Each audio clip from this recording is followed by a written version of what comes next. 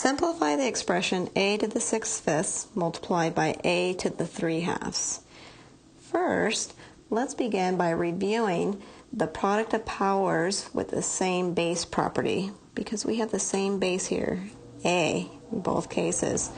So, in other words, if I had, let's say 3 squared multiplied by 3 to the 4th power, that would be equivalent to 3 multiplied by 3, multiplied by 3, multiplied by 3, multiplied by 3, multiplied by 3, which is equivalent to 3 to the 6th power.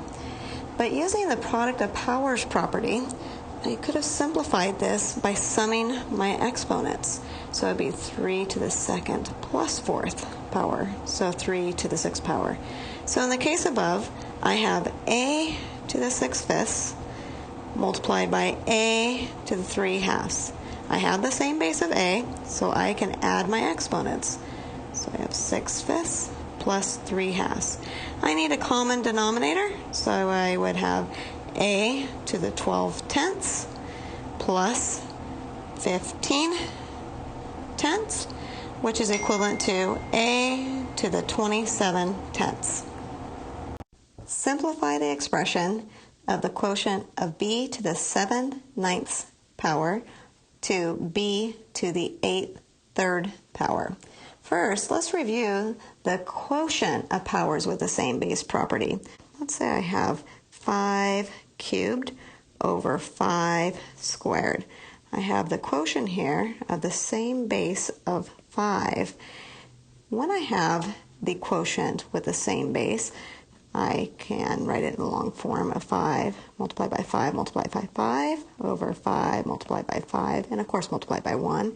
Cancel, cancel, cancel, cancel, and I am left with 5.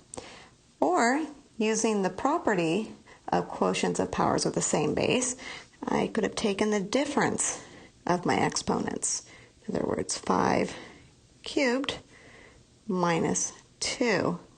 The 2 being the exponent in the denominator, which is equivalent to 5 to the 1st power, which is equivalent to 5. So let's take a look at our example here of b to the 7/9 over b to the 8/3. So we would have b to the 7/9 over b to the 8/3. I could take the difference of my exponents because I have the same base b.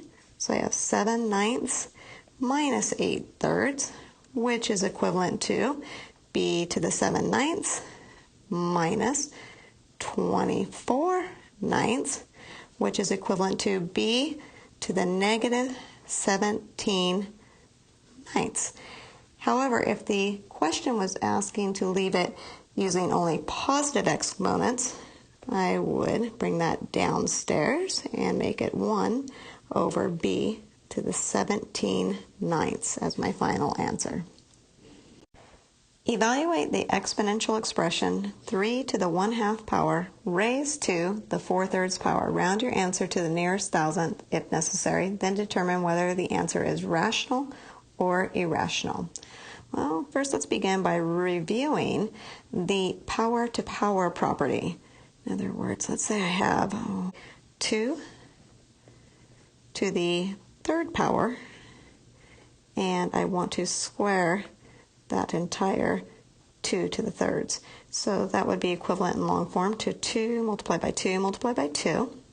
And then, of course, I'm doing that one more time because I'm squaring it. So 2 multiplied by 2 multiplied by 2, which gives me 2 to the 6th power. Now, the power to power property tells me that I can actually shortcut that by just taking the product of the exponents. In other words, 2 cubed squared, I can multiply those two exponents. So I would get 2 multiplied by the product 2 to the power of 3 multiplied by 2, which is 6. Let's do the problem of 3 to the 1/2 power raised to the 4/3. So multiplying my exponents, because I have a power to a power, I would get 1 times 4 over 2 times 3, which is equivalent to 3 to the 4/6 power, which is equivalent to 3 to the 2/3 power. Now, to determine if this is a rational or irrational number, let's take a little closer look at this. So 3 to the 2/3 power is equivalent to 3 squared to the 1/3, which is 9 to the 1/3 power. Now my denominator here of 3 is my root. So in other words, that is the cube root of 9. The cube root of 9 cannot be expressed as an integer over an integer. Therefore, it is an irrational number.